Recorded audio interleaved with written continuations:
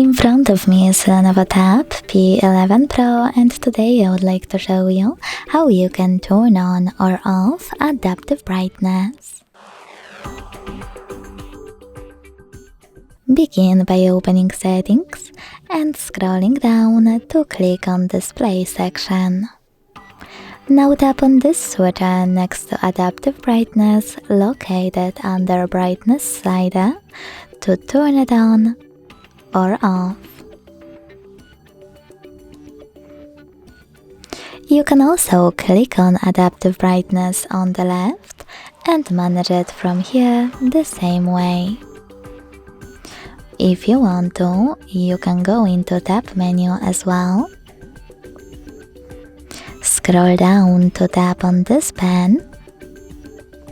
Scroll again and click on Auto Brightness shortcut. Then hold it and drag it to the currently used ones. Tap on this arrow at the top left corner of your shortcut menu, and to manage adaptive brightness, tap on your shortcut whenever you wish to. Thanks so much for watching. If you enjoyed this video, leave a like, comment and subscribe. Bye!